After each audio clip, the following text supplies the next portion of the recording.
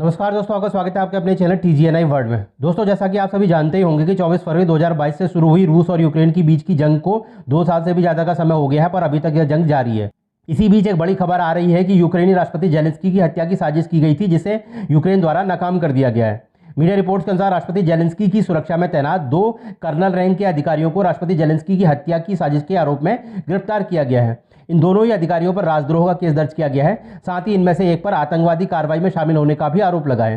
गिरफ्तार किए गए अधिकारियों पर आरोप है कि वे रूसी सुरक्षा सेवा FSB से संबंधित एजेंट्स के नेटवर्क का हिस्सा थे और कथित तौर पर राष्ट्रपति जेलेंस्की के अपहरण और हत्या के लिए उनके बॉडीगार्ड्स के बीच इच्छुक हथियारों की तलाश कर रहे थे। मीडिया रिपोर्ट्स के अनुसार राष्ट्रपति जेलेंस्की के अलावा यूक्रेनी सैन्य सतर्कता प्रमुख यानी कि खुफिया एजेंसी के प्रमुख किरिलो बुडानोव और यूक्रेन की आंतरिक सुरक्षा एजेंसी SBU के प्रमुख वासिल मालियुक की भी हत्या की साजिश रची जा रही थी। यूक्रेनी सुरक्षा सेवा SBU के अनुसार साजिशकर्ताओं ने कथित तौर पर ऑर्थोडॉक्स ईस्टर यानी कि 5 मई से पहले यूक्रेनी खुफिया एजेंसी के प्रमुख बुडानोव को मारने की योजना बनाई थी। साजिशकर्ताओं का लक्ष्य था कि किसी भी गुप्तचर का इस्तेमाल कर बुडानोव के ठिकाने का खोज करना तथा ठिकाने का पता चलने के बाद बुडानोव पर रॉकेट और ड्रोन से हमला करना था। यूक्रेनी सुरक्षा सेवा SBU ने जानकारी दी है कि गिरफ्तार किए गए 2 अधिकारियों में से एक ने पहले ही ड्रोन और बारूदी सुरंगों से संबंधित सामग्री हासिल कर ली थी। गिरफ्तार अधिकारी ड्रोन और संबंधित हथियारों को अपने तीसरे साथी को देना चाहता था, पर उससे पहले ही उसे पकड़ लिया गया था। यूक्रेनी जांच एजेंसी के अनुसार रूसी सुरक्षा सेवा FSB का प्लान यूक्रेनी राष्ट्रपति जेलेंस्की को किडनैप करने के बाद मारने का था। मीडिया रिपोर्ट्स के अनुसार इससे पहले भी 2 बार यूक्रेनी राष्ट्रपति जेलेंस्की को मारने की साजिश रची गई थी, पर दोनों ही बार साजिश को नाकाम कर दिया गया था। इसी बीच रूसी राष्ट्रपति पुतिन ने भी अपनी सेना को परमाणु हथियारों के साथ सैन्य अभ्यास करने का आदेश दे दिया है। इस सैन्य अभ्यास में रूसी नेवी के साथ साथ यूक्रेनी सीमा पर तैनात रूसी सैनिकों को भी शामिल किया जाएगा। रूसी रक्षा मंत्रालय के अनुसार इस सैन्य अभ्यास के दौरान टैक्टिकल न्यूक्लियर वेपन्स की तैनाती पर फोकस किया जाएगा।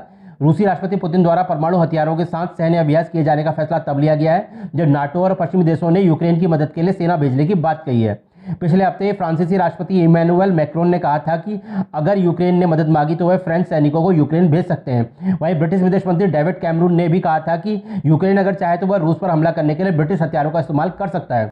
रूस द्वारा फ्रेंच राष्ट्रपति और ब्रिटिश विदेश मंत्री इन दोनों के ही बयानों का विरोध किया गया था। करीब 2 महीने पहले ही रूसी राष्ट्रपति पुतिन ने अमेरिका को परमाणु हमले की धमकी दी थी कि यदि अमेरिकी सेना यूक्रेन में उतरेगी तो यह युद्ध आगे बढ़ जाएगा। साथ ही रूस पहले से ही बेलारूस में परमाणु हथियारों की तैनाती कर चुका है। दोस्तों, आपकी इसमें क्या राय है कि अमेरिका और पश्चिमी देशों को इस जंग को और भड़काने से बचना चाहिए, क्योंकि रूस को इस तरह दबाव में लाया गया तो रूस जंग के दौरान ऐसे हथियारों के इस्तेमाल के लिए मजबूर हो सकता है जिसके इस्तेमाल के बाद अफसोस करने के अलावा और कुछ नहीं रह जाएगा। या फिर आपका यह मानना है कि अमेरिका और पश्चिमी देश रूस को कितना ही दबाने की कोशिश क्यों न कर रहे हैं, यहाँ तक कि यूक्रेन की मदद के लिए अपने सैनिक भले ही यूक्रेन में क्यों ना उतार दे, पर रूस कभी भी परमाणु जैसे विनाशक हथियारों का इस्तेमाल नहीं करेगा। आपकी इस पर जो भी राय हो कृपया कमेंट करके हमें जरूर बताएं। साथ ही चैनल के सपोर्ट के लिए कृपया चैनल को सब्सक्राइब करें, वीडियो को लाइक करें और अपने दोस्तों के साथ शेयर करें। हमारी सभी वीडियोस की समय से नोटिफिकेशन पाने के लिए कृपया बेल आइकन को ऑल के साथ जरूर दबाएं। धन्यवाद।